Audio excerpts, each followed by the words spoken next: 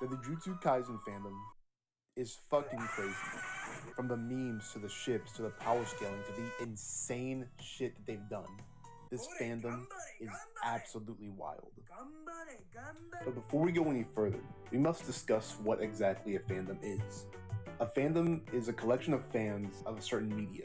Some of the most infamous I can think of are Steven Universe fans, Persona fans, My Little Pony fans, and My Hero Academia fans. Oh my god. But fandoms are a way for fans of a certain show or media to show how passionate they are about said media. They create fan fiction, fan art, animatics, all these wonderful ways to show their creativity. But I would be lying if I said that some weren't as passionate as others. And that brings us to today's case, the Jujutsu Kaisen fandom. I was introduced to JJK during the first season when it was airing. And I'm not gonna lie, the show was pretty fucking boring when it first started. The only things that really carried it were Satoru Gojo, my glorious king, and the fight scenes. If it weren't for how infamous the jumping scenes got, I doubt the show would have become as popular as it was. I swear every other day I had a meme of the let 'em get up audio over a Jujutsu Kaisen fight in my YouTube recommendations. Like, this shit was everywhere, and it was a big part of how season 1 became so famous. But honestly, the show had gotten so boring, especially around the last arc with the Blood Brothers, that I thought about just dropping it in general. There were only 2 reasons I stayed. Number 1, I really liked Jujutsu Kaisen 0, and I thought the movie was incredible. So I was like, if the show can bring back that quality in the next season, then sure, I'll stick around. And number 2, I had seen clips of season 2 before I started watching it, and I was like, it looks pretty good, so maybe I can just stick around and hope for the best. And to my surprise, season 2 was a fucking banger. From the animation, to the fights, to the stories, to the characters, to the setting, oh my god, everything was so much better than the first season. Even if it's more contained, since it was just in Shibuya, they used the setting to create such dramatic set pieces and have some of those memorable fights, not only in the show, but in recent anime in general. Like, no wonder niggas like this, bro. It's just straight hands and it's so good. Due to the upgrading quality, Jujutsu Kaisen Season 2 took the world by storm, even more so than Season 1. And unfortunately, that meant a lot more eyes were turned to the show. See, here's a little flashback. During the pandemic, niggas who never watched anime and in fact would dunk on people for watching anime decided to give it a chance. And we call these people anime tourists. They don't really care about anime or the stories that the authors put behind it. They just watch for aura and hype moments. And unfortunately, Jujutsu Kaisen is just that. That meant that so many more eyes were turned onto the product now, since Jujutsu Kaisen Season 2 was just aura and hype moments. Unfortunately, that led to what we like to call Lobotomy Kaisen. Oh, hey kid, come over here for a second. Who else do you think I'm talking to, Mrs. Little Gripper? Now, you're all probably there scratching your heads like a monkey, acting like, Lyro, what's Lobotomy Kaisen? Essentially, it was brain rot, but for Jujutsu Kaisen. And I'm not gonna lie, it was genuinely funny sometimes. It was just the most random shit that you could ever think of. But you just throw Jujutsu Kaisen characters in there. Every week whenever a new episode dropped or a new chapter dropped, you would just get another meme and another meme and another meme of fucking Fraud Kuna or Goat Joe, or fucking just look at what I have on screen. Dog, if you were a Megami fan, I feel so bad for you, bro. The potential man allegations were going nowhere. Oh my god. Luckily, my goat is Toji, and he did what he had to do. I don't care if he died. He did what he had to do. He's the goat. He's the goat. Gochi. Lobotomy Kaisen was pretty much harmless for the most part. I mean, it was basically just kids making memes, and you can't get mad at them for that. Unfortunately, that is the least bad thing we're going to talk about today, because we have 3 more categories to go through: power scaling, ships, and weird shit. That's all I can describe it with, just weird shit. Now, power scaling has been a thing since anime has been a thing. I bet whenever the first Astro Boy dropped, you had niggas being like, oh yeah, well, Astro Boy couldn't beat fucking Johnny Test or whatever. I don't know what shows were airing back then, nigga. I'm not fucking ancient. And unfortunately, it wouldn't be long before they decided to plague the Jujutsu Kaisen fandom. Jujutsu Kaisen, while yes, it's about fighting, it's also a very character-driven show. Characters are the main focal point of the story. And I know you're gonna be like, oh, well, every show, the character is the main part. Nigga, shut up, okay? Listen, the story of Jujutsu Kaisen is trash. I'm just gonna say that. It's pretty bad. The characters are the main reason that you're invested. But instead of focusing on that, these power scaling niggas are just like, oh yeah, well, is he a fraud? Does he scale to Sukuna? Does he scale to Gojo? Is he a special grade? Is he da?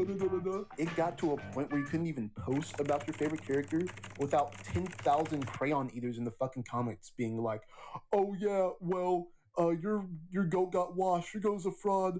Your goat's a fraud. He got washed by fucking by fucking Dagon. I swear these power scalers have no media literacy or don't have the capacity to enjoy media without comparing characters' strengths.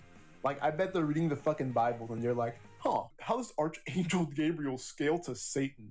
Like, holy, bro, just enjoy the show. Not everything is about strength or numbers or how many fights you win. It's about character growth. It's about character arcs. It's about story. But all you can see is, oh, I wonder who wins in a fight. Fucking Gojo or Gojo or the bitch with the broom. I swear they're like the little kids coming to school with their action figures talking about which one is stronger, just slamming them against each other until one wins. Like, holy, bro, grow up. You like the power scale, then that's fine. Some of my favorite YouTubers are power scalers. But when that's the only source of enjoyment that you can get from these shows, then you need to, rethink some things. But moving on from them, we get to the shipping part of the fandom. Jujutsu Kaisen has a very large female audience, which is not a bad thing by any stretch of the imagination. I just want to get that out there. I love the fact that women feel more included into watching anime now, when for a long time it felt like a male-dominated genre. And I'm glad that they feel safe enough to come out and share their opinions online. However, in my experience, they also have the strongest headcanons, and some of them feel a need to push that agenda wherever they go. I'm not against shipping whoever you want to ship, that's completely fine. But they genuinely believe in their heart of hearts that Satoru x Suguru is canon, and they want to force that agenda upon everyone else. They'll also often take dialogue from manga or anime out of context and twist it to fit their mindset and reinforce the legitimacy of their headcanons, when in reality there's nothing there that's of substance. And if you dare speak up against their ship, they will blast you and gaslight you, saying that you didn't understand what Gege truly meant by these words, or they'll just call you homophobic, which is crazy, but I digress. Not only that, but they'll also attack legitimate ships, relationships that have been given substance in the show. Like, Yuki and Chozo is legit one of the only ships that feel canon, that has some legitimacy to it. But I remember there was this one Yuki and Chozo artist that got blasted with just rude comments because they drew straight fan art of Chozo because they headcanoned him to be gay or something like that. And it's crazy to me, man. The shipping side of basically every fandom is toxic, and Jujutsu Kaisen is just an unfortunate victim of that stereotype. With how diehard the fan base is about the characters, it's no surprise that they are this passionate about the relationships.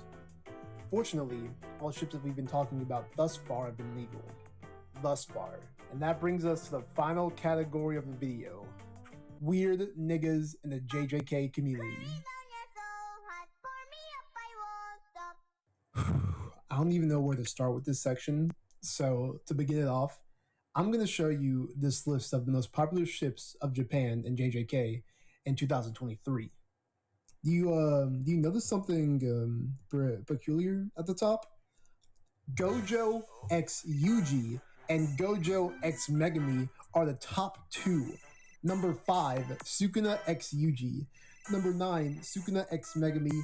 Number 10, Nanami x Yuji. I could keep going on and on and on.